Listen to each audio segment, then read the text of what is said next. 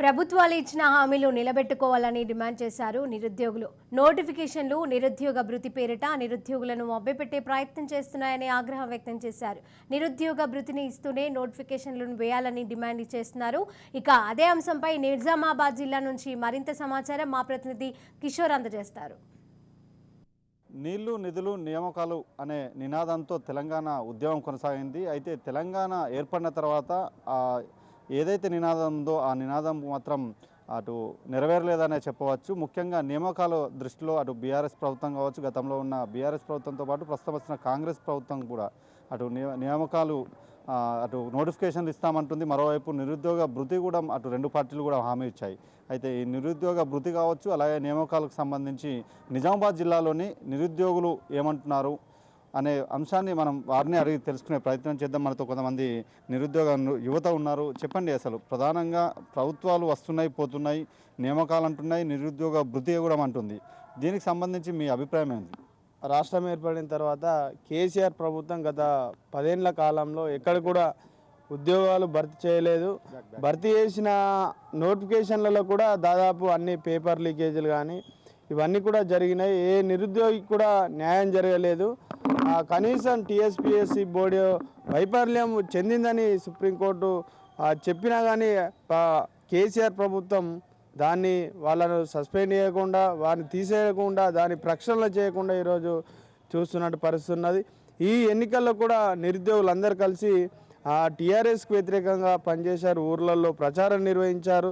ఉద్యోగాలు మాకు రాలేవు కాబట్టి ఈరోజు తెలంగాణ ఏర్పడిన తర్వాత గత 9.5 ఏళ్ళ బీఆర్ఎస్ పాలన ఈరోజు మేము నిరుద్యోగులుగా వారిని సాగనంపవడం జరిగింది.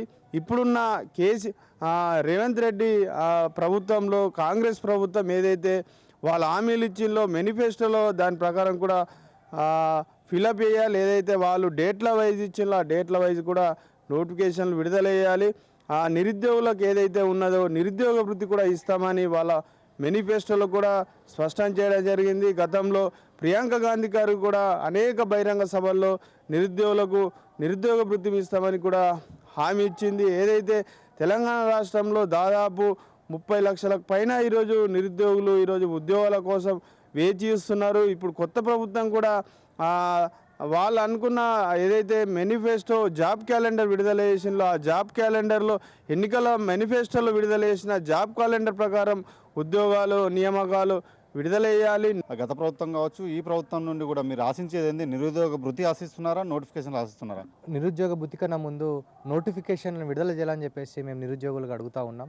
రాష్ట్రంలో 30 నుంచి 35 లక్షల మంది నిరుద్యోగులు ఈరోజు రెయిన్బోలు కష్టపడి చదువుతూ ఎప్పుడో ఉద్యోగ నోటిఫికేషన్ వస్తుందని చెప్పేసి ఈరోజు తల్లిదండ్రులను వదిలి హాస్టళ్లలో ఈరోజు చెట్ల కింద చదువుకుంటున్న పరిస్థితి ఉంది. నిరుద్యోగులు ఖచ్చితంగా నోటిఫికేషన్లు వేయాలి. నోటిఫికేషన్ వేసి ఖాళీగా ఉన్నటువంటి వాటిని వెంటనే భర్తీ చేయాలని చెప్పేసి ఈ సందర్భంగా మేము డిమాండ్ చేస్తూ ఉన్నాం. గత ప్రభుత్వాలు కూడా ఈరోజు నిరుద్యోగులని వాడుకొని మాత్రమే వదిలేసింది. మొత్తం విద్యార్థులు యువకులు మాత్రమే తెలంగాణ ఉద్యమాన్ని నడిపిర్రు. అలాంటి ఉద్యమాన్ని నడిపినటువంటి వాళ్ళపైన ఈరోజు వాళ్ళ త్యాగాలపైన వాళ్ళ కష్టార్జితం పైనటువంటి వాళ్ళపైన వాళ్ళని అనగదొక్కి తెలంగాణ వచ్చిన తర్వాత వాళ్ళని అనగదొక్కిన కేసీఆర్కి తగిన బుద్ధి చెప్పిర్రు. రాష్ట్రంలో సుమారు 30 లక్షలకు పైగా నిరుద్యోగులు ఉన్నారని తెలుస్తుంది. ఈ లెక్క ప్రకారం ప్రభుత్వం 4,000 రూపాయలు నిరుద్యోగ భృతి ఇస్తానని కూడా ఆలోచిస్తున్నట్లున్నది. ఈ లెక్కన సుమారు నెలకు 1,200 కోట్లు కూడా అవసరం ఉంటుంది. ఇది సాధ్యమయ్యే అవకాశం ఉందని అంటారా? మీరేమంటున్నారు? అంటే ప్రభుత్వం ఆలోచన, ప్రభుత్వ బడ్జెట్ ఎలా ఉందో అలా నిరుద్యోగులకు భర్తీ చేయాలి. అలాగే గత ప్రభుత్వాలు హామీ ఇచ్చాయి, దాన్ని విస్మరించాయి. అలాగే ఈ ప్రభుత్వం కూడా అలానే చేస్తే ప్రభుత్వం తగిన గుణపాఠం చెప్తారు విద్యార్థులు, యువకులు. నేడు గత ప్రభుత్వాలు మోసం చేశాయి. ఈ ప్రభుత్వం కూడా అలానే చేస్తే దానికి తగిన గుణపాఠం చెప్తారు. అలా నిరుద్యోగ భృతి ఇస్తే అటు ఎలాంటి వారికి ఇవ్వాలని అనుకుంటున్నారు? అసలు ఎంత ఇస్తే బాగుంటుందని అనుకుంటున్నారు? గత 10 సంవత్సరాలుగా ఉన్న బీఆర్ఎస్ ప్రభుత్వాన్ని చూసుకున్నట్లయితే దానికన్నా ముందు పరిపాలించిన ఎలాంటి పార్టీలైనా కూడా ఈరోజు అప్పుల కుప్పలుగా దేశాన్ని మార్చడం జరిగింది. దాదాపు 6,71,000 పైచిలుకు కోట్ల ఈరోజు దేశం మీద అప్పుగా ఉంది. కాబట్టి ఇటువంటి సందర్భాలలో పాలక పార్టీలు అందరూ కూడా మేము నిరుద్యోగ భృతి ఇస్తామనో లేకపోతే ఇంకేదో హామీలు చెప్పుకుంటూ వాళ్ళను వెళ్ళజేస్తున్నారు. ఇది సరైన పద్ధతి కాదు. ప్రధానంగా ఈరోజు చదువుకున్న విద్యార్థులందరికీ కూడా, నిరుద్యోగులు ఎవరెవరు ఉన్నారో వాళ్ళందరికీ కూడా ఉద్యోగ అవకాశాలు కల్పించినప్పుడే దేశంలో అభివృద్ధి మారుతుంది, రాష్ట్ర అభివృద్ధి జరుగుతుంది, దానివల్ల పరిపాలన బాగుంటుంది. అటు ఉద్యోగ అవకాశాలు కల్పించే సమయం వరకు ఈ నిరుద్యోగ భృతి ఇస్తామనే ఆలోచనలో ఉన్నట్టు కూడా తెలుస్తుంది. మీరేమంటారు దీనిపై? వాస్తవం చూసుకున్నట్లయితే గత ప్రభుత్వం చేసిన పనికి ఈరోజు ప్రభుత్వానికి కుప్పగొలుతుంది.